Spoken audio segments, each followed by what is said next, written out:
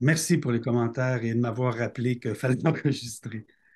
Donc, voilà, je retourne à la première slide là, qui est une démarche gagnante.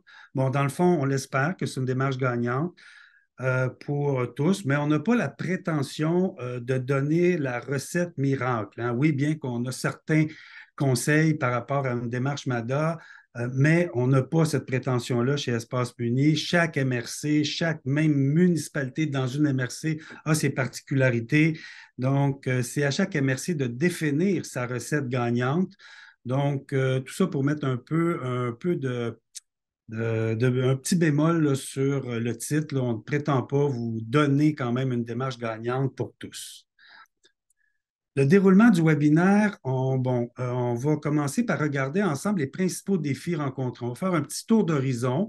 Vous pourrez, dans le chat, là, indiquer si vous avez des éléments complémentaires à ceux que vous allez voir à l'écran. On va regarder ça pendant à peu près une dizaine de minutes. On va regarder les avantages de faire une démarche collective MRC. Je les ai regroupés en quatre grands avantages. Vous allez voir, ça se décline de différentes façons, mais on va les regarder. On va passer un petit 5 minutes. Après ça, je vais passer la parole à Sarah, qui va vous donner quelques éléments d'information sur le volet 1 et 2 du programme de soutien. On va enchaîner après avec de Julie Couvret, qui est coordonnatrice MADA pour la MRC de Rivière-du-Loup, mais qui est également accompagnatrice pour le Bas-Saint-Laurent pour Espace Muni. Donc, on va faire un petit. Julie là, vous nous donner un peu sa vision, comment elle voit son rôle au sein des municipalités. On va enchaîner sur quelques conditions gagnantes. Bon, encore une fois, on n'a pas la prétention d'avoir toutes les conditions, mais quand même, on a pu être à l'écoute des MRC puis pouvoir en regrouper quelques-unes. Puis, on va enchaîner avec notre désir de mieux accompagner les MRC.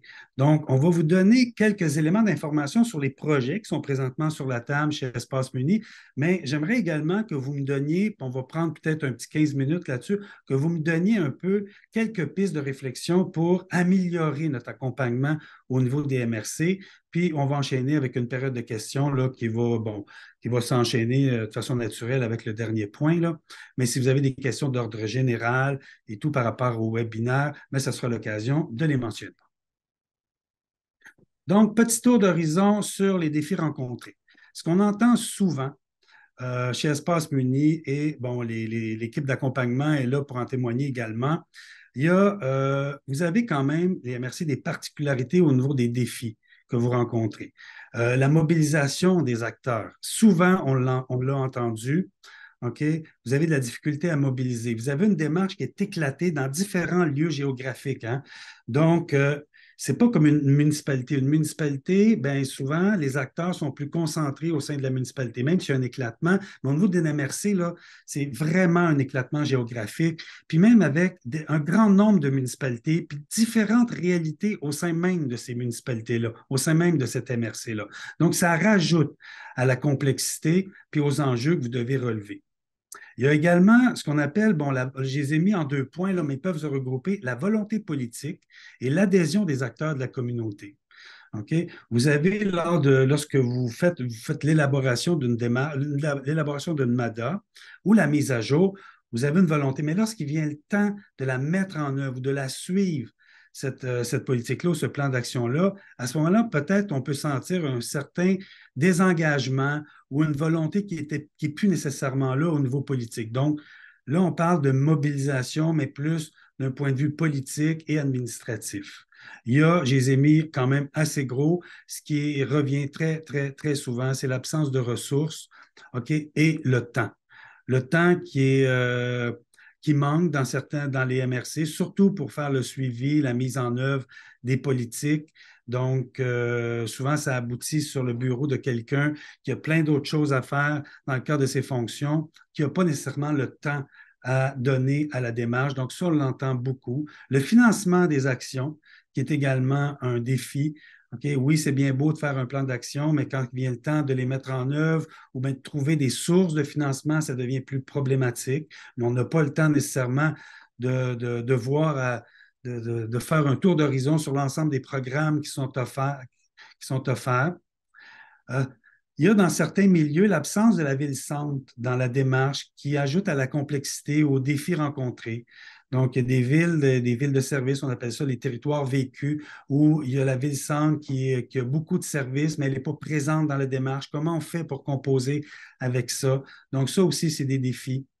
Donc voilà, ça fait un peu le tour d'horizon de ce qu'on entend le plus souvent. Si vous avez d'autres éléments, n'hésitez pas, vous pouvez lever la main, on a encore un petit 2, 3 minutes, ou vous l'inscrivez directement dans le chat, puis Dina va les mentionner si toutefois vous en avez d'autres que vous ne voyez pas à l'écran. Mais somme toute, là, on a fait quand même un bon tour d'horizon là, sur ce qui est rencontré comme étant des défis dans les MRC. Dina, est-ce que tu vois des gens qui rajoutent des petites choses? Non? OK. Non, en ce moment, il y a rien sur le chat. Si vous avez d'autres idées en cours de route, n'hésitez pas à le mentionner dans le chat. On va enchaîner avec les avantages d'une démarche MRC. Donc, je les ai regroupés, ben, je dis Espace Muni, là, on les a regroupés en 4 grands points, OK, qui peuvent se décliner de différentes façons, là, mais on peut toutes les façons de le voir, là, on peut les regrouper dans ces 4 points-là.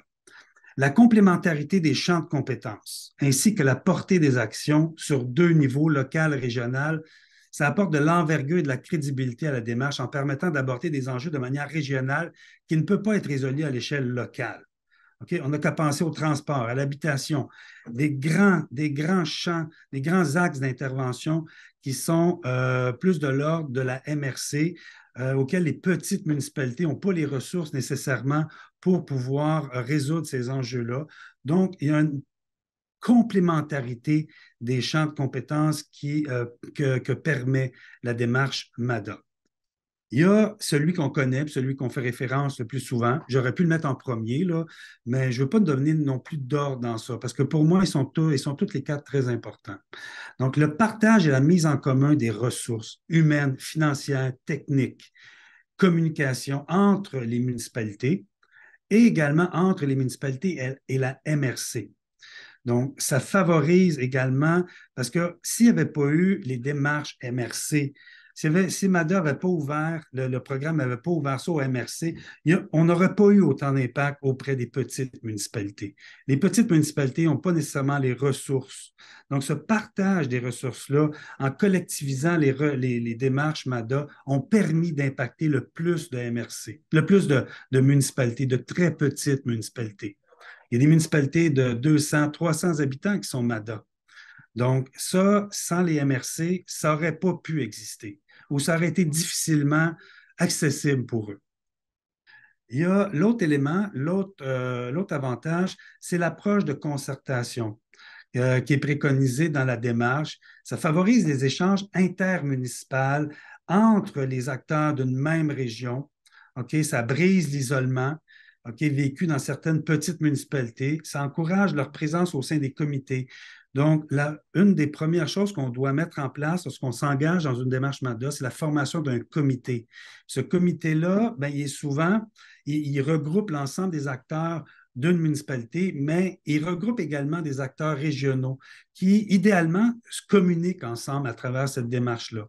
Donc, c'est toute l'approche de concertation qui est préconisée dans MADA qui permet cette espèce des acteurs du milieu qui, dans différentes autres démarches, je ne veux pas en cibler d'autres, mais qui n'est pas nécessairement mis de l'avant.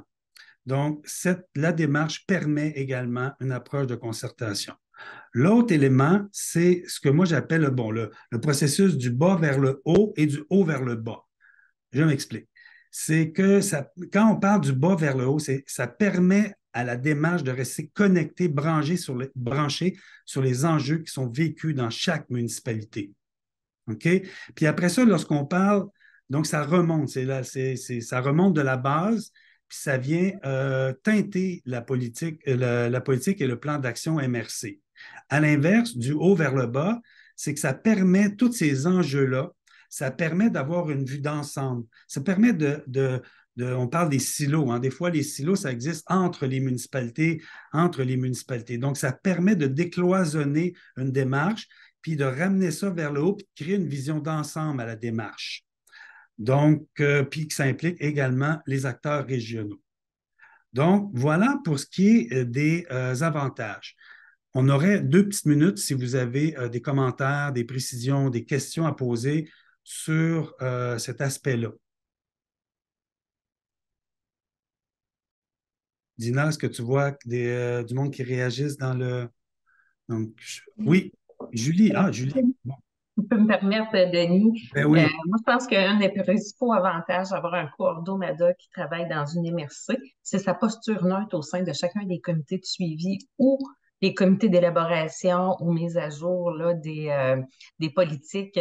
Fait qu'il n'est pas impliqué, il n'y a pas d'intérêt à avoir une action, être mis au plan d'action ou une action être réalisée plus que quelqu'un qui est sur le comité et qui vit dans cette municipalité-là. effectivement. Très bon commentaire, Julie. Merci. Donc, ben, tu vas pouvoir enchaîner après. Là, bon, s'il n'y a pas d'autres interventions, je vais passer la parole à Sarah qui va vous entretenir sur les volets 1 et 2 du programme de soutien. Merci beaucoup, Denis. Euh, donc, dans le cadre de la démarche MADA collective, il y a deux leviers financiers intéressants qui sont le volet 1 et le volet 2 du programme MADA. Donc, le volet 1, on va passer rapidement sur ces deux volets parce que vous les connaissez. Ce que j'aimerais plutôt vous introduire, vous présenter, ce sont les, euh, les trucs à anticiper pour passer de l'un à l'autre de façon efficace. Donc, le volet 1, c'est donc de réaliser élaboration ou mettre à jour une politique MADA. Pour être admissible, pour une MRC soit admissible, elle doit regrouper au moins 5 municipalités ou une proportion minimale de 25% des municipalités comprises sur son territoire. Et dans le cas d'une MRC qui compte moins de 10 municipalités, cette proportion passe de 25 à 50%. Ce qui est important de savoir, c'est qu'une MRC déjà dotée d'un plan d'action peut procéder à sa mise à jour dans les 12 derniers mois précédant son échéance. Peut déposer une demande de financement auprès du volet 1 pour mettre à jour en fait son plan d'action. Ce qui est important de savoir, c'est que par exemple, là, il y a un appel de projet en ce moment, 2023. Votre plan d'action, lui, se termine en décembre 2024. Vous ne pouvez pas déposer actuellement. Il faut attendre l'année prochaine pour pouvoir déposer. Donc, évidemment, il faut que ça attende les 12 derniers mois de l'échéance de votre plan d'action. Tu peux passer à la suivante. En termes de soutien financier, le soutien est fixe, peu importe la taille de la MRC. En fait, le soutien financier varie en fonction du nombre de municipalités qui est impliqué. Donc, plus vous avez une municipalité impliquée dans votre démarche, plus vous recevrez un montant intéressant. Cette subvention est donc de 8 000 $ par municipalité participante. La contribution de la MRC est de 15% des dépenses admissibles et aucune contribution est exigée de la part des municipalités. Un soutien technique également qui est offert par Espace Muni et aussi proposé dans le cadre de ce volet 1. En termes de dépenses admissibles, il faut qu'elles soient directement reliées au projet de réalisation d'une politique municipale. Donc, ça inclut la rémunération du personnel, les honoraires professionnels, les frais relatifs aux consultations, les frais relatifs au lancement de la politique, la location de locaux, par exemple. Tu peux passer à la suivante. Merci. Donc, vous avez fait votre volet 1 pour être admissible au volet 2, c'est-à-dire donc mettre en œuvre le plan d'action en faveur des personnes aînées, qui est d'ailleurs juste uniquement offert au MRC. Il y a certaines critères d'admissibilité qui sont obligatoires. Donc, par exemple, vous devez avoir répondu à toutes les exigences du programme de soutien à la démarche au niveau du volet. Votre édition de compte est déposée. Elle a été analysée et validée par le secrétariat aux aînés. Que vous l'ayez fait dans le cadre du programme ou que vous l'ayez fait hors programme. C'est-à-dire que même si vous faites une démarche MADA de mise à jour ou d'élaboration hors programme, pour être reconnu MADA, vous devez quand même déposer au secrétariat aîné un certain nombre de documents qui va démontrer de la conformité de la démarche et Ils devront donc être analysés par le secrétariat et à ce moment-là, vous serez reconnu si tout est conforme. Ce qui est important aussi de savoir, c'est que pour être admissible au volet 2, vous devez compter, la MRC doit compter au moins 80% des municipalités dotées de plans d'action MADA qui acceptent de participer à sa démarche. Donc 80% des municipalités au sein de la MRC et pas forcément celles qui ont participé juste au volet 1. C'est-à-dire, prenez un exemple, une MRC a 10 municipalités, contient 10 municipalités. Il y a 5 municipalités qui ont choisi de participer à la démarche collective au niveau du volet 1. Et là, vous avez terminé votre démarche, tout est complété, tout est beau, vous souhaitez déposer pour le volet 2. Mais vous n'avez que 5 municipalités qui sont comprises dans la démarche collective. Il vous faut en tout 80% pour pouvoir déposer au volet 2. Donc, au moins, vous avez 10 municipalités, au moins 8 municipalités. Là, les 3 municipalités, vous pouvez voir celles qui ont fait une démarche individuelle ou celles qui ont fait des démarches hors programme. Mais ce qui est important de savoir, c'est qu'il faut que les plans d'action de ces municipalités soient actifs. Parce que l'idée de ce volet 2, c'est vraiment de réaliser un plan d'action. Donc, s'il n'y a rien à réaliser, s'il n'y a rien à suivre, c'est pas possible d'inclure en fait des municipalités qui ont fait un plan d'action en 2020, par exemple. Donc, quand vous commencez un volet 1, ce qui est peut-être important déjà d'anticiper, c'est de vous dire, OK, ben, je vais aller chercher déjà mon 80% de municipalités pour le dépôt de la subvention auprès du volet 2 soit beaucoup plus fluide et plus simple. Donc, au niveau du volet 2, hein, l'idée, c'est de soutenir financièrement l'embauche ou la mobilisation d'une ressource pour coordonner la mise en œuvre et le suivi des plans d'action. Donc, le plan d'action de la MRC, mais aussi de soutenir les municipalités dans leur propre plan d'action. Assurer la concertation, la mobilisation, le réseautage entre les élus, et puis veiller au transfert des connaissances. Tu peux passer à la deuxième. OK. Donc, en termes de soutien financier, le secrétariat aux aînés va financer 50% des dépenses admissibles du montant total prévu par le projet jusqu'à un total de 120 000 $ sur 3 ans. Ce qui veut dire que vous pouvez aller le projet peut faire 240 000 $. Le secrétariat aux aînés pourra financer jusqu'à 120 000 $ et la participation de la MRC qui est obligatoire est de 50% de ce projet. Donc, ça peut aller jusqu'à 240 000 $. Je vous ai mis un exemple en dessous. Par exemple, vous avez une ressource humaine qui vous coûte, une ou des ressources humaines qui vont vous coûter 40 $ de l'heure que vous employez pour 28 heures semaine sur 150 semaines, donc sur 3 ans. Ça va vous coûter un tel montant. Vous ajoutez à cela des frais connexes, donc de frais de déplacement, de location, impression. Ce qui est intéressant, c'est que autant le montant de la subvention a été bonifié. Elle était auparavant de 75 000 $ sur 3 ans. Là, maintenant, elle est passée de 100 à 120 000 $ sur 3 ans. Les frais connexes ont aussi été augmentés, donc qui sont maintenant de 4 000 $ par année. Donc, vous avez un montant total de ressources humaines, plus des frais connexes, un certain total pour le projet qui est de 184 720. De là, la contribution exigée de la part de la MRC est de 50% et la subvention demandée est de 50% auprès du secrétariat aux aînés.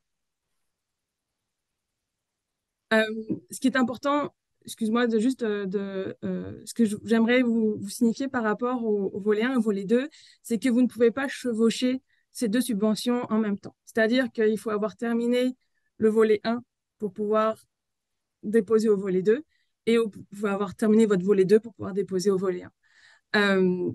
Ce qui veut dire que, c'est ça, vous ne pouvez pas avoir 2 subventions parallèles qui courent en même temps. Ce qui est intéressant au niveau des programmes financiers accessibles aux municipalités, dans le cadre de MADA, il y a deux programmes qui sont proposés par le MAMACH et le ministère des Transports. Donc, le programme PRIMA au niveau des infrastructures et le programme de transport collectif régional pour justement soutenir les MRC par rapport au transport collectif régional des personnes aînées. Voilà, c'est un peu tout. Si vous avez vous voulez avoir plus de connaissances au niveau des nouvelles par rapport aux appels de projet, par rapport à l'investissement actif au dernier webinaire, il y a une infolettre qui existe, MADA. Et puis, je vous ai mis les contacts du secrétariat aux aînés. Il y a mon collègue Christian qui est plus au niveau du volet 1 et moi-même qui est au niveau du volet 2. Vous avez les contacts. Merci. N'hésitez pas, en fait, si vous avez des questions très spécifiques, n'hésitez pas, en fait, à nous écrire, à nous appeler pour qu'on puisse répondre à toutes vos questions. Il y a deux petites questions pour toi, Sarah, sur le chat, en Oui. fait. Ben, la première, c'est vraiment en lien avec les heures en soutien technique. Est-ce que c'est une estimation par année? Non, c'est une estimation pour toute la démarche. Puis pour la deuxième, ben, M. Christian a répondu. Donc, merci. Parfait. Actuellement, il y a un appel de projet en cours qui se termine le 13 octobre pour le volet 1. Et pour le volet 2, c'est jusqu'au 1er décembre que vous pouvez déposer vos demandes.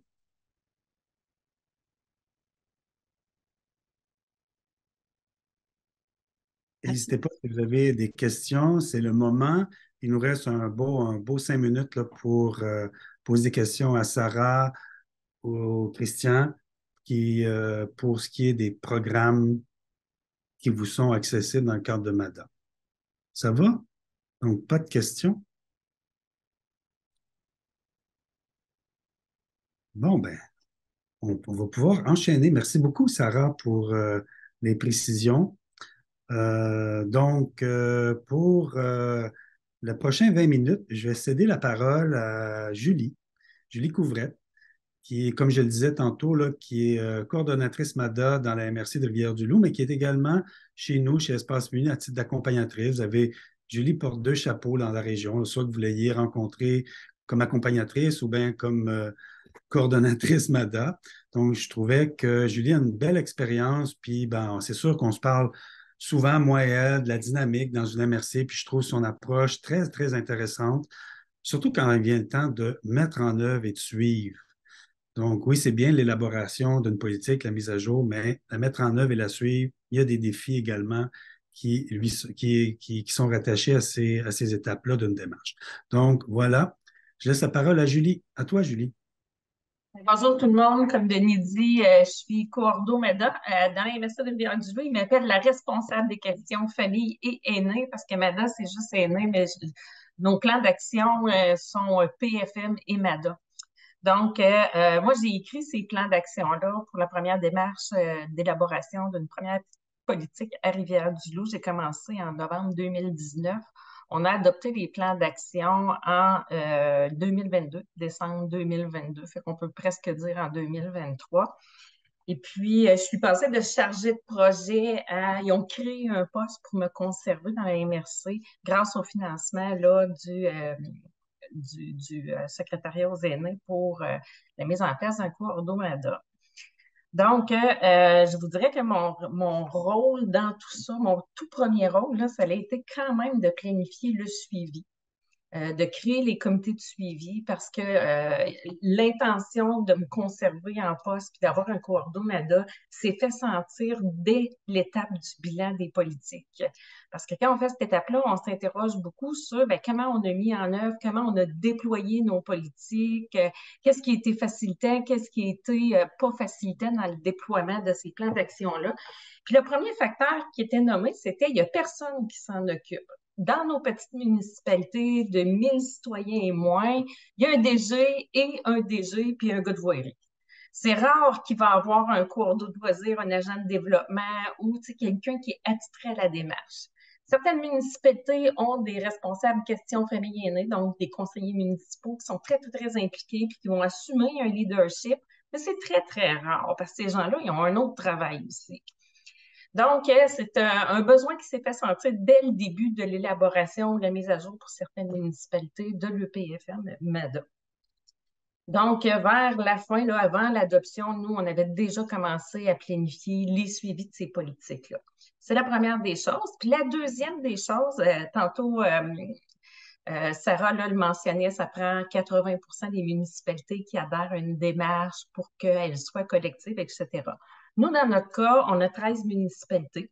La Ville-Centre ne participe pas à ces démarches-là parce que la Ville-Centre a sa propre cour d'eau MADA. Donc, on a 12 municipalités, puis on avait 8 municipalités qui étaient en mise à jour, qui participaient à la démarche collective.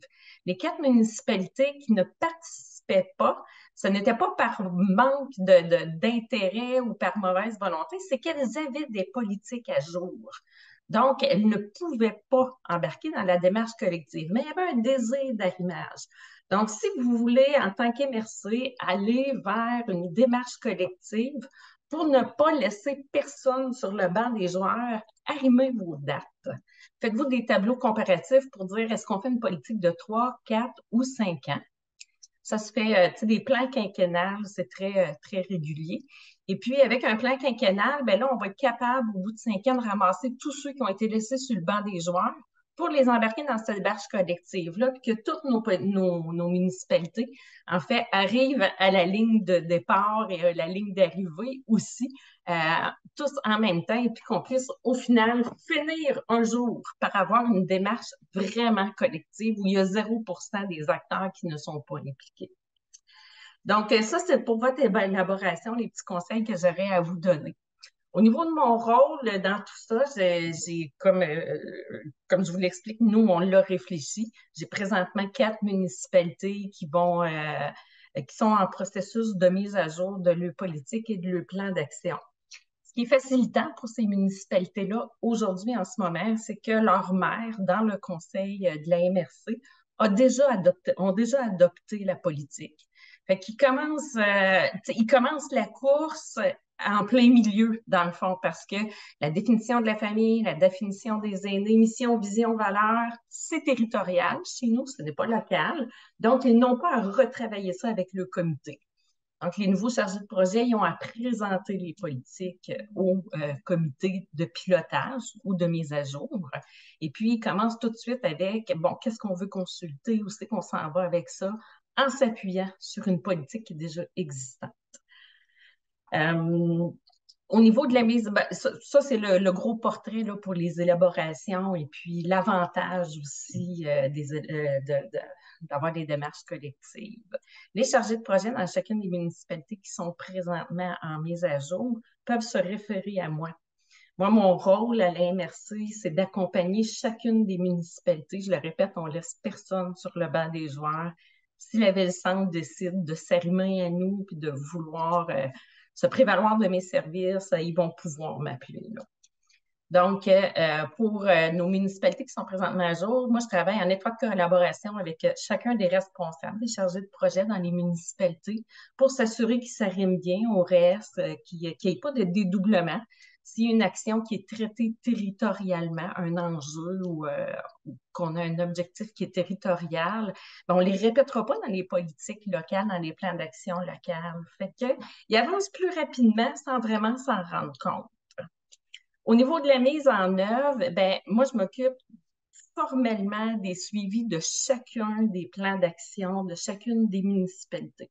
Donc, c'est moi qui colle la shot, comme on dit, là, à chacun des comités pour la tenue de rencontres. On se rencontre 2 fois par année de façon très, très stratégique. On se rencontre au printemps et à l'automne. On se rencontre à l'automne, juste avant les budgets.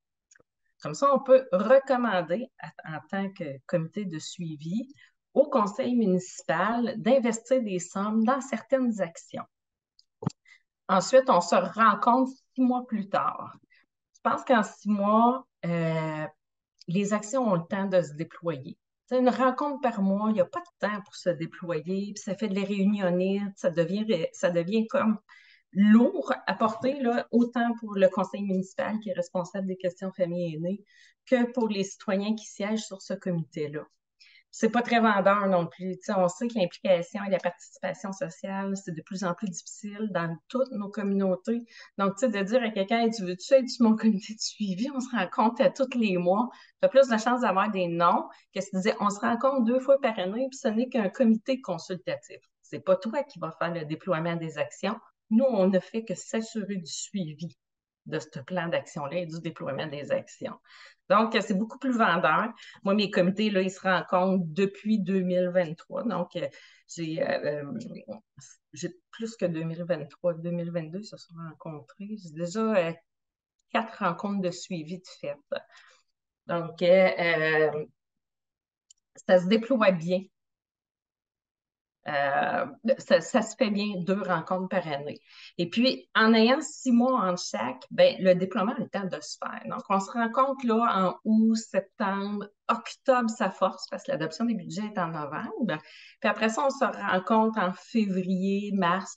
Tu sais, quand on a le temps de faire des suivis, puis que les municipalités ne sont pas trop dans le jus parce que c'est un entre-deux.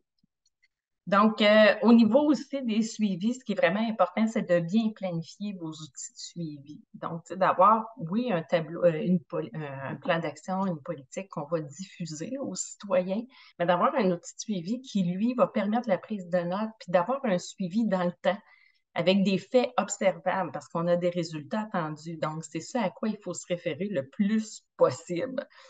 Donc, puis ça nous permet aussi, en tant que de comité de suivi, de dire hey, oui, c'est vrai, on s'était dit en septembre qu'on le faisait cette année en janvier. Est-ce que ça a été fait? Est-ce que ça a été oublié? Si ça a été oublié, de se voir en février-mars, puis ça réactive, puis on a encore le temps. Parce que l'été, disons-le, il ne se passe pas grand-chose, à part les fêtes citoyennes. Voilà pour les outils de suivi. Dans votre comité de suivi aussi, soyez efficient. Ça ne donne rien d'être 12. C'est pas censé être un gros comité. Il faut être très, très efficace. Quand j'ai formé ces comités-là, je me suis assurée qu'il y ait un employé municipal décisionnel.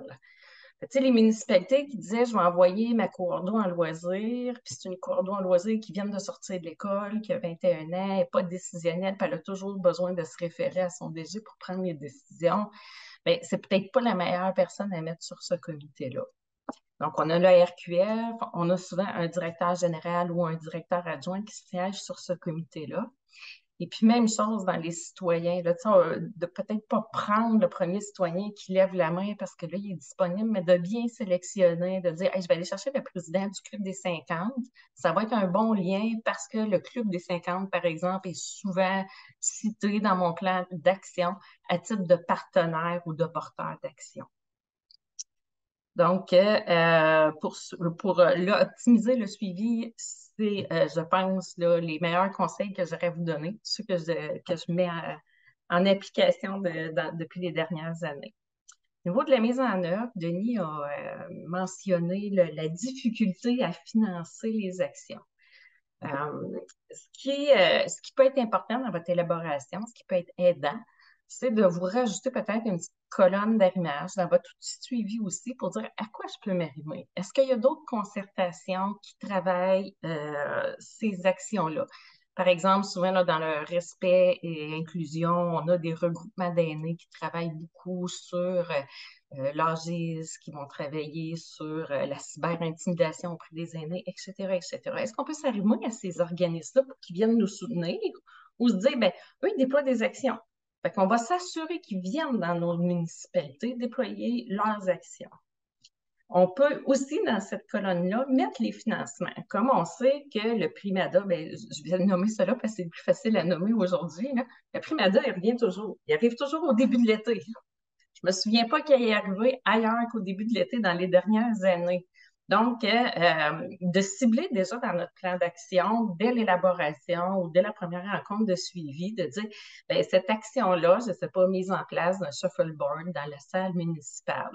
Bien, on sait que la mise en place d'un shuffleboard dans la salle municipale va demander un investissement de la municipalité. Dans la colonne arrimage, on peut recommander, à titre de comité de suivi au conseil municipal, de déposer au PRIMADA pour que cette action-là soit déployée. Donc, de cibler les financements. Il y en a toujours des financements. Il faut être collé sur l'ADN des financements et se dire, bien, à quel financement cette action pourrait se coller dans le plan d'action. Je vous ramène à votre rencontre de suivi de août-septembre. C'est là aussi que vous allez pouvoir dire à votre conseil municipal, bien, l'URLS ouvre un programme où on peut acheter du matériel sportif. Ça va ouvrir en juin l'année prochaine, mais il faut que tu planifies investir 20% du montant demandé. Fait que là, le conseil municipal, on n'arrive pas au mois de juin pour dire hey, j'ai besoin de 20 de 10 000. Fait que là, le conseil va dire bon, on n'a plus d'argent, on l'a tout mis dans le déneigement. Si c'est planifié et que c'est recommandé de dire hey, nous, on aimerait déposer pour l'action numéro 3 du plan d'action, qui est l'achat de, je sais pas, de raquettes puis de ski de fond. On va déposer en juin, puis ça prend 2 000 qui va planifier à l'avance votre financement. Je regarde mes notes pour être sûr de rien oublier.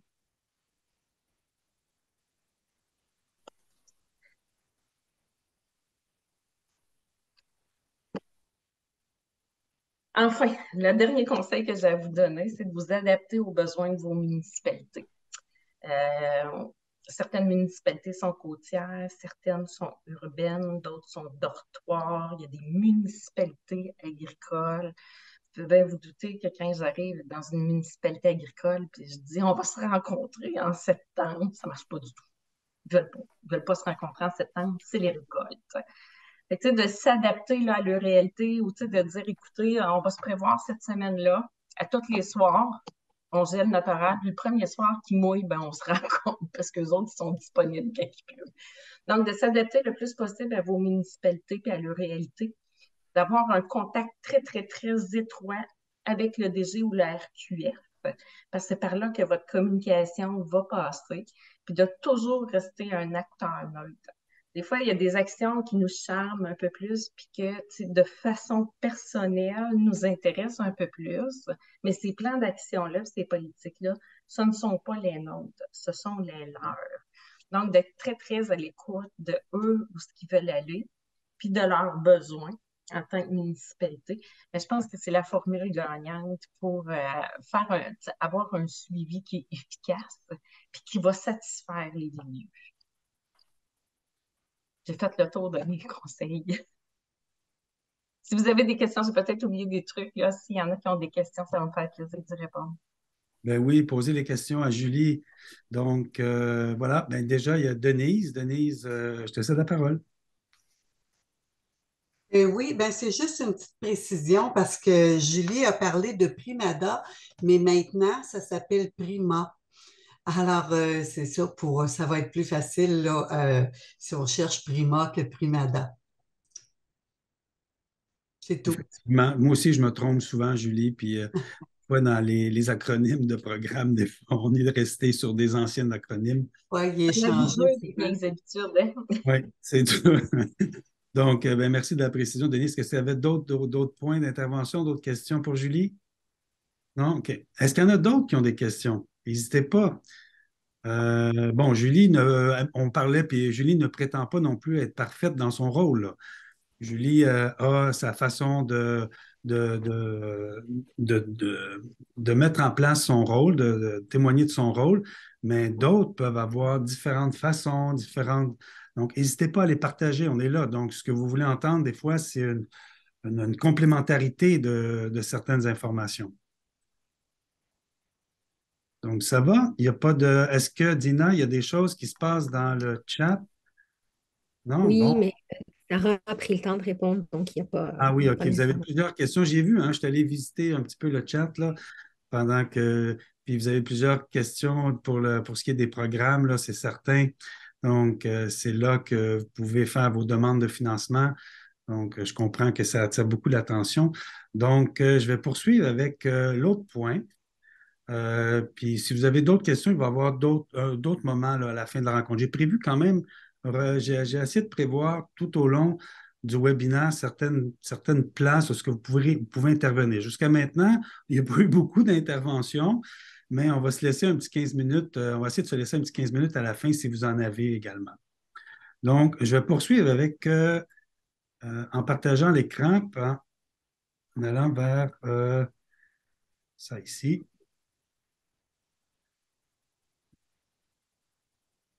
Donc, quelques conditions gagnantes. C'est certain, encore une fois, bon, écoute, Julie parlait, puis comme je fais à chaque fois, je prends des notes parce qu'elle a sa façon, elle, de présenter certaines conditions gagnantes qui se recoupent vraiment avec ceux que je vais vous présenter, puis même qui sont complémentaires, voire même des fois supplémentaires à ce que j'avance comme les conditions gagnantes. Bon, ceux qui ont déjà assisté à un de mes webinaires, vous connaissez sûrement Magali. Magali, ben, c'est celle qui m'accompagne, qui m'a accompagné pendant toute la tournée qu'on a fait à travers le Québec, là, la tournée régionale. Magali témoigne d'une chose, puis Julie l'a mentionné, c'est que ça prend quelqu'un qui s'occupe de la démarche quand on est surtout dans une démarche MRC. S'il n'y a personne qui s'en occupe, comme je vous l'ai dit, la démarche est éclatée dans différentes sphères géographiques. Il y a différents enjeux. Donc, s'il n'y a pas quelqu'un qui poule l'information, qui va chercher puis qui accompagne les municipalités dans la démarche MADA, ça va être difficile. D'où l'importance du deuxième volet du programme. Donc, l'embauche d'une personne, cette personne-là a ce rôle-là. Donc, c'est vraiment très, très important. Et vous avez vu dans les mains, chaque main de Magali, là, bon, il faut donner des ressources à Magali, mais il faut surtout lui donner le temps de faire son travail. Si on l'embauche, si on met cette personne-là en place, puis qu'elle a plusieurs autres dossiers, c'est certain que bon, la démarche MADA va suivre les priorités de cette personne-là. Puis souvent, ben, elle n'est pas magicienne, cette personne-là, mais des fois, il y a elle peut user de certains trucs. Donc, puis Julie en faisait mention. Donc, lui donner du temps et des ressources. D'autres conditions gagnantes, plus en rafale, et Julie en a mentionné certains parmi ceux-là. Elle a mentionné la notion de comité que je trouve hyper important, des comités représentatifs du milieu. Mais lorsque vous êtes dans une position de chargé de projet ou de coordonnateur, il faut compter sur des alliés rapprochés. Donc, des alliés qui sont dans chacune des municipalités participantes, qu'ils soient politiques, qu'ils soient le RQR, que ce soit au niveau de la communauté ou que ce soit au niveau de l'administration, d'avoir un allié rapproché. Okay? Oui, il y a le comité, mais pour transiter l'information, pour capter l'information, donc cette personne-là est primordiale. Mettre en place des mécanismes de suivi efficaces. Julie l'a mentionné encore une fois, mais je rajoute 3 éléments. Okay? Ces mécanismes doivent être faciles, compris et surtout reconnus par tous. S'il y a dans une MRC des façons de fonctionner qui sont différentes d'une municipalité à l'autre, la coordonnatrice ou la personne qui va être chargée de centraliser l'information va devoir se composer avec de multiples façons. Donc, moi, je pense que tout mécanisme, okay, sans nécessairement standardiser à outrance, okay, mais que ce soit des mécanismes, bon, faciles, surtout reconnus, surtout qui ont été validés par l'ensemble, puis qu'ils ont été vraiment adoptés par l'ensemble des municipalités participantes. Encore une fois, là, je ne veux pas répéter, je veux juste compléter ce que Julie amène. Connaître et avoir accès aux ressources nécessaires et aux sources de financement, bien les connaître, ces sources de financement-là, parce qu'il y en a, OK, bon, il y a Prima qu'on connaît, mais il y en a d'autres sources de financement. Et les discussions que j'ai eues avec Julie, souvent m'ont amené à savoir qu'il y en a d'autres sources de financement. Puis, vous avez des outils qui sont mis à votre disposition. Je ne sais pas s'il y en a qui sont abonnés à l'édito Kinzo. L'édito Kinzo, qui est une source d'information intéressante pour savoir quelles sont les sources de financement qui sont accessibles. Vous avez également des moteurs de recherche de l'UMQ qui vous permettent d'avoir accès à des répertoires de subventions. Il y a différents outils. Puis là, Espace Muni, on est après mettre en place. Vous allez avoir accès bientôt à un mécanisme notre répertoire des aux municipalités. OK, il va être lancé d'ici le mois de décembre, là. Donc, ça va vous permettre de faire des recherches plus ciblées sur des sources de financement qui vous sont accessibles pour mettre en œuvre des actions. Il faut miser sur des partenariats, la collaboration et le réseautage. Tantôt, on l'a mentionné dans un des défis que vous rencontrez, c'est qu'il y a des disparités, qu'ils soient géographiques, qu'ils soient, bon, de façon, chaque milieu a des enjeux particuliers. Donc, de miser, pas nécessairement tout le temps sur des partenariats, mais sur des collaborations intermunicipales. Des fois, ce n'est pas obligé de toujours regrouper l'ensemble des municipalités d'une MRC pour mettre en place une action. Mais des fois, 2, 3 municipalités peuvent se mettre ensemble, qui ont des particularités, des enjeux similaires. Ils créent des collaborations ensemble. OK? Donc, on peut également miser sur ça pour mettre en place des actions. Encore une fois, je ne vais pas répéter, maintenir le rythme qui favorise la mobilisation et l'intérêt. Tantôt, Julie mentionnait de 2 rencontres par année. Effectivement, c'est ce qu'on préconise aussi, 2, voire même 3 rencontres, mais je rajouterais qu'ils doivent être arrimés, ces rencontres-là, au processus budgétaire des municipalités et des MRC. On sait que les MRC et les municipalités sont vraiment dans leur période budgétaire là, vers ça peut commencer même septembre, octobre, surtout novembre puis décembre, là, c'est vraiment sont dans ça. Donc, si si le comité et les personnes qui sont vos alliés rapprochés coordonnent les rencontres de ce comité de suivi-là pour pouvoir se synchroniser aux périodes budgétaires, ben, c'est toujours un plus. Puis, ben, c'est certain que d'assurer une circulation de l'information auprès des acteurs et de la population, donc faire connaître les réalisations, c'est important. Donc, où en est la démarche? Des fois, ce n'est pas juste au sein des comités et au sein des alliés rapprochés, c'est à l'ensemble, des fois, d'une population. Euh, euh, avoir recours aux journaux locaux, s'il y a des radios communautaires, donc faire connaître, faire circuler l'information en lien avec la démarche. Puis un des derniers que j'ai rajouté, ben, c'est miser également sur la confiance. OK? Le plaisir également de faire cette démarche-là, que ce ne soit pas une corvée, mais qu'il y ait du plaisir à travers l'ensemble, que ce soit l'élaboration, la mise à jour, la mise en œuvre et le suivi. Donc, voilà pour ce qui est des conditions gagnantes. Est-ce qu'il y en a qui ont d'autres éléments à rajouter, qui viendraient compléter ceux que Julie a amenés, puis ceux que je viens d'amener? Comme je vous dis, là, c'est loin d'être exhaustif. OK? Vous en avez sûrement des éléments que vous avez mis en place, qui vous ont permis de cheminer dans une démarche. N'hésitez pas à les partager, que ce soit dans le chat. Dina, est-ce qu'il y a des choses qui sont sorties dans le clavardage? Oui, on a une question en fait. C'est comment on peut savoir si le volet 1 est terminé? Je vais laisser Sarah répondre à la question. Mais Parfait. je peux répondre dans le chat, Lina, comme ça on poursuit sur les conditions gagnantes. Parce que Oui, OK. Bon, on voit que Sarah, tu es très active j'ai vu que tu es très active avec Christian là, dans le chat pour la réponse au programme. Là. Donc, voilà, pour ce qui est des conditions gagnantes. Je vais Mais enchaîner. du coup, moi, Oui. j'aurais une proposition de conditions gagnantes.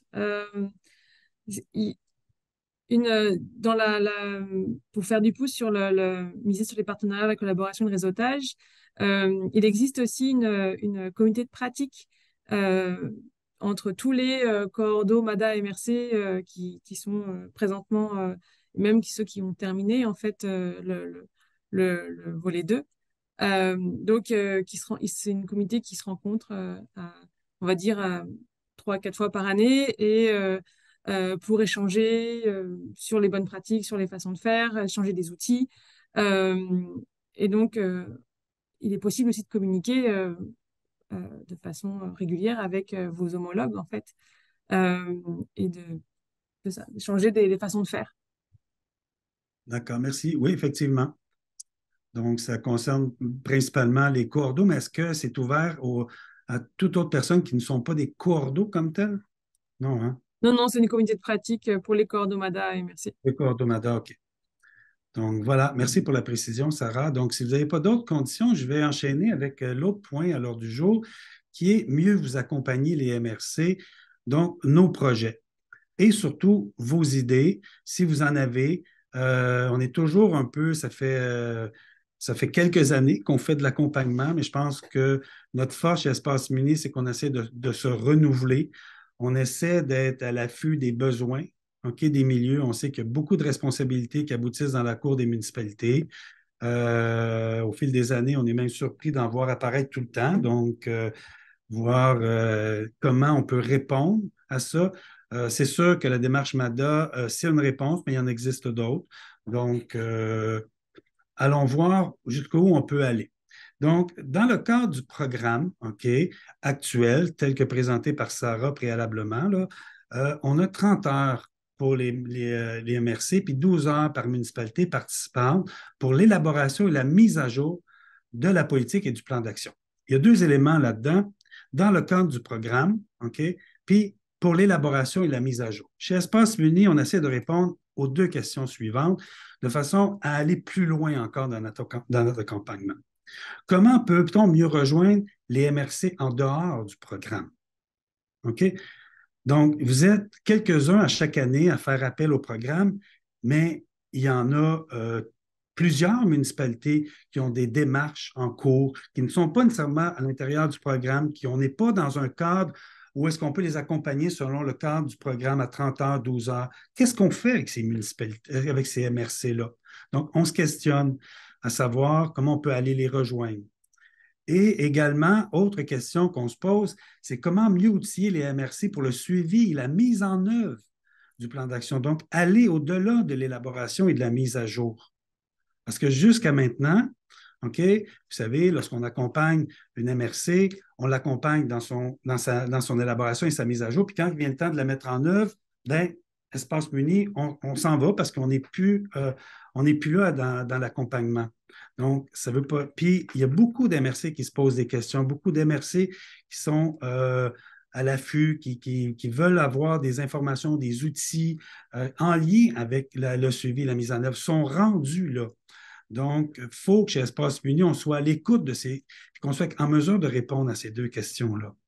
Donc, pour y répondre, on a certains projets qui sont sur la table présentement. OK? Je vais en nommer quelques-uns. Puis, ça ne veut pas dire qu'il n'y en a pas qui vont se rajouter, là, mais pour l'instant, disons que c'est ça qui est sur notre table pour y réfléchir. Puis ça, c'est sûr que c'est conditionnel à l'obtention de financement, OK? Mais il y en a quand même qu'on est déjà en mesure d'offrir. Des webinaires de type atelier collectif. OK? Donc, comme on fait là, OK? Des webinaires, mais plus qui regroupent l'ensemble des MRC, pas juste ceux qui ont adhéré au programme, mais qui regroupent l'ensemble sur différents sujets. Là, j'en nomme 4, mais ça peut être plus. Le suivi, la mise en œuvre, qui est quand même un sujet qui revient. La mobilisation des acteurs, on l'a mentionné comme étant un enjeu. Donc, comment on favorise la mobilisation des acteurs à travers une démarche MADA? Les acteurs, rôles et responsabilités. La structure de gouvernance dans une MRC. Il y a plusieurs comités. Comment on structure tout ça? Comment les acteurs communiquent entre eux? Donc, moi, au début, je l'avais appelé la structure de gouvernance, là, mais c'est plus au niveau des acteurs. On a également la notion de politique regroupée. OK, ça, c'est à venir. On est après à y réfléchir. Donc, vous avez souvent, dans les municipalités, voire même les MRC, plusieurs politiques à suivre en tant que coordonnateur. Donc, comment on arrime tout ça? Comment on les regroupe pour qu'un suivi soit efficace? Donc, tout ça, on y réfléchit afin d'y répondre. Sarah l'a mentionné, une communauté de pratique pour les acteurs MRC. Donc, ça, c'est encore, on est après à regarder avec le secrétariat aux aînés là, pour du financement potentiel, mais on a mis en place une plateforme collaborative qui va permettre de la mise en place de communautés de pratique qui vont interpeller soit les MRC, les municipalités sur différents sujets. Donc, ça aussi, c'est à venir. Et également, sans nécessairement être des webinaires, mais plus des outils qu'on veut mettre en place, je n'ai parlé tantôt, pour la recherche de financement d'actions, le répertoire des subventions, OK, qui va être lancé en décembre 2023, donc qui va être dédié aux municipalités, mais également aux MRC. Donc, pour pouvoir faire des recherches, c'est comme un mécanisme de veille sur les différents programmes qui sont mis en place. Et avec Julie, on va travailler une fiche conseil pour bien planifier. Je vous ai donné quelques trucs tantôt, OK, sur planifier la recherche de financement. Je vous ai dit que Prima, ça vient de façon régulière à chaque année. Comment on planifie cette approche-là? Mais il y en existe d'autres trucs qu'elle n'a pas mentionnés. Elle les garde pour elle, mais on va essayer de lui extraire cette petite substance-là de sa tête pour qu'elle puisse produire une petite fiche conseil là, qu'on va pouvoir dédier à l'ensemble des acteurs municipaux là, pour les aider dans la recherche de financement, puis surtout dans la planification de cette recherche-là. Donc, voilà ce qui est sur notre table de travail pour essayer de mieux accompagner, répondre aux deux questions qu'on se pose, à savoir ceux qui ne sont pas dans le programme, puis comment on peut mieux outiller le suivi et la mise en œuvre d'action. Est-ce que, suite à ça, est-ce que vous avez des questionnements? Est-ce que vous avez d'autres idées qui pourraient nous pister sur une meilleure façon de vous accompagner?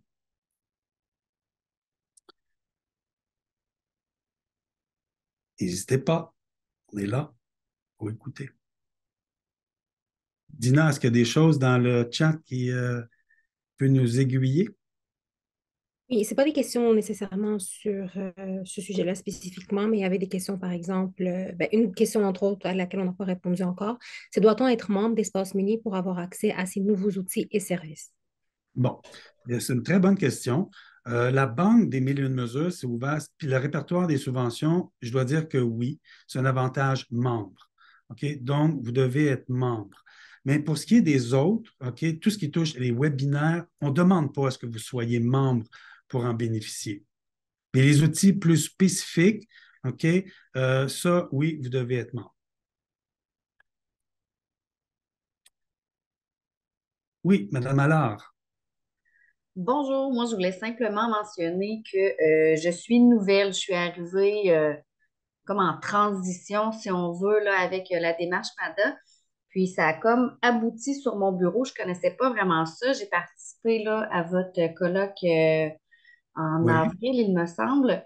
Donc, je trouve que ce qu'on vient de voir aujourd'hui, c'est tellement enrichissant, c'est tellement la base que ça devrait être transmis à chaque personne qui débute et qui sont nouvellement en poste, exemple. Donc, l'enregistrement est fait aujourd'hui. Je trouve ça vraiment intéressant pour que ça soit partagé aux nouvelles personnes. Fait que c'était vraiment juste mon seul point parce que je trouve que ça vient vraiment éclairer votre fonctionnement. Ben, merci beaucoup. Puis si, je vais me permettre de vous relancer. Si vous avez identifié une chose que vous avez retenue ou deux choses, dépendamment, que vous avez retenues pour qu'on puisse, tu sais, des fois, de mieux cibler nos communications sur des choses importantes, c'est bien. Donc, quelles seraient-elles ces deux choses-là? Ben, dans le fond, moi, quand je suis arrivée, je n'étais même pas capable de faire la distinction entre le volet 1 et le volet 2. Et après ça, tranquillement, j'ai su, en appelant quelqu'un d'un autre MRC, hey, il y a tu sais, il y a une communauté de pratique, on va s'insérer là-dedans. OK, parfait. Là, j'ai pu prendre contact avec d'autres. J'ai trouvé ça vraiment enrichissant. J'aime aussi ce que Mme Couvrette a mentionné là, pour le suivi, parce que j'étais un peu désemparée. Je me dis, oui, je veux les rencontrer, les municipalités, mais c'est pas mon mandat premier, là. Je fais pas que ça. Donc, j'avais peur de pas mettre assez de temps. J'avais parlé aussi avec Sarah pour préciser de c'est quoi vraiment mon rôle. Donc, j'ai trouvé ça vraiment intéressant, mais c'était justement, vu que j'ai pas eu de transition adéquate, si on veut, avec l'ancienne ressource, ben, c'est un peu débrouillé. OK. Donc, Oui, ben vous êtes, d'après moi, vous êtes plusieurs comme ça. Donc, il y a eu quand même, il y a des oui. roulements. On sent qu'il y a du roulement. Puis j'aurais pu le mentionner comme étant un défi tantôt. Là, beaucoup de roulements dans les municipalités, qu'il y a une perte d'expertise ou il y a une perte d'un certain savoir. Hein. Oui, les connaissances sont perdues, puis d'aller, puis même au niveau municipal, par la suite, il y a tellement de changements que le RQFA, la responsable des questions Ouais. de famille aînée, ben, oups, est pas là, ou souvent c'était, ben, est décédée, est décédée. Fait que là, j'étais comme- Donc, OK. c'était un travail à les remobiliser déjà là, mais Effectivement. ouais. OK. Ben, Mais merci. merci pour votre temps, c'est vraiment apprécié tout le travail que vous faites pour nous appuyer. Ben, c'est vraiment bien. Donc, si vous avez d'autres choses, n'hésitez pas. Appelez-nous. Puis, s'il y a une meilleure façon de vous accompagner, on est réceptif. Donc, là, j'ai vu qu'il y avait une main levée. Sylviane, est-ce que c'est toujours non? Ça va aller? OK. Donc, ben Il y avait écoutez, Marie-Ève Cardinal qui avait une main levée depuis ah oui? longtemps, Denis. Ah, je la voyais pas. Je suis désolé. Alors, on vous écoute. Oui, ben, je trouve ça intéressant les outils que vous mettez là à la disposition des gens ou que vous souhaitez mettre à la disposition des gens. Mais tu sais, moi, j'ai travaillé dans deux MRC qui refusaient d'aborder la question. Puis j'ai l'impression que dans plusieurs cas, il y a toute une sensibilisation à faire. Tu sais, il y a vraiment un travail plus de base là, à présenter la pertinence et l'importance de ça pour que les MRC s'investissent dans le volet plus social de leur mandat. Là, comme vous dites, c'était pas nécessairement déterminé que les MRC sont responsables de ça, mais il y en a plusieurs qui prennent cette responsabilité-là. Il y en a d'autres qui veulent pas s'en mêler, qui disent, ben, tu sais, il y a déjà une table de concertation d'aînés dans notre milieu, ou, tu sais, c'est des organismes qui s'occupent davantage de ça. Fait que, tu sais, je trouve qu'au niveau de l'argumentaire, puis la présentation d'aujourd'hui vient le faire, mais je ne suis pas sûre que toutes les MRC sont là, pour l'entendre, mais il y a peut-être une approche directe avec certaines MRC qui pourrait être pertinente de faire pour voir, ben, qu'est-ce qui les bloque à embarquer dans une démarche comme ça. Je ne sais pas si vous le savez, vous avez déjà fait une tournée des MRC, mais en tout cas, moi, je serais vraiment curieuse de savoir, tu sais, qu'est-ce qui bloque, puis est-ce que, justement, la sensibilisation de ces MRC-là pourrait être une stratégie gagnante, là? Bien, effectivement, merci parce qu'on travaille présentement, tantôt je vous ai mentionné les quatre éléments là, qui regroupent les avantages de faire une démarche, mais je sais pertinemment que dans le cas d'un argumentaire, ce n'est pas suffisant. Il faut travailler des fois à la base beaucoup plus sur le terrain pour mieux comprendre ce qui bloque les MRC dans le cadre de pourquoi ils ne s'investissent pas dans ces démarches-là. Donc, ça, c'est. On Si je essaie, peux me on permettre, essaie du très bien Denis, possible. si je peux me permettre un élément de réponse, là, le développement social, parce qu'on parle bien de développement social, ce n'est pas une compétence obligatoire d'une MRC. Donc, c'est vraiment une volonté politique que de faire du développement social. Fait qu'il y a beaucoup d'MRC qui sont dotés, oui, d'un département de développement, mais ils font du développement économique et touristique. Donc, mais le développement social s'en vient un besoin de plus en plus grand et oppressant pour toutes nos municipalités parce qu'on vit tellement d'enjeux au niveau social de vulnérabilité que les municipalités commencent à faire pression auprès de leur MRC, mais ils voient aussi ce qui se passe chez leurs voisins. Fait qu'ils font comme ben, la MRC voisine, eux autres, il y en a un, Cordomeda, qui s'en occupe. Fait que Oui. c'est de ne pas lâcher puis de continuer à avancer puis de faire la liste. Là, moi, je l'ai nommé beaucoup là, pendant ma présentation des avantages d'avoir une démarche régionale. Ben, c'est de continuer à faire de la représentation, mais c'est très, très politique. Effectivement. Tu fais bien de le mentionner que ce n'est pas une compétence obligatoire, mais on le sent. Puis, chez Espace Mino, on est fiers de dire qu'avec la PFM, qui a quand même une trentaine d'années, hein, ça fait 30 ans que les municipalités et les MRC se dotent de PFM, des petites, très petites municipalités. Souvent, c'est leur seule politique et plan d'action qu'ils ont, ou aujourd'hui, ça a évolué. Avec MADA qui est arrivé en 2009, 2012, à ce moment-là, ben, ça a rajouté encore au niveau là, de l'impact que peut avoir des prises de décision au niveau social dans une MRC. Donc, on sent là, que, moi, en tout cas, je le sens depuis une vingtaine d'années, je le sens qu'il y a quand même un désir des MRC de suivre là, au niveau du développement social. C'est encore à géométrie variable. Je ne vous dis pas que c'est présent dans toutes les MRC. Certaines sont plus réfractaires. D'autres se lancent dans le développement social. Peut-être pas avec des politiques famille, aînés et tout ça, peut-être avec d'autres types de politiques de développement social, mais quand même, on le voit de plus en plus. Donc, écoutez, sur ce, je vous remercie de votre présence. Donc, je voudrais remercier également le secrétaire aux aînés sans qui ce webinaire n'aurait pas eu lieu. Donc, merci à vous de votre collaboration, de votre présentation également. Et je remercie également Julie d'avoir témoigné de son expérience. Donc, j'espère que ça a répondu à quelques-unes de vos attentes. On ne prétend pas avoir répondu à toutes, mais quand même, on veut être là chez Espace Muni pour mieux vous accompagner dans le futur. Donc, merci beaucoup. Puis sur ce, je vous souhaite une belle fin de journée. Merci tout le monde.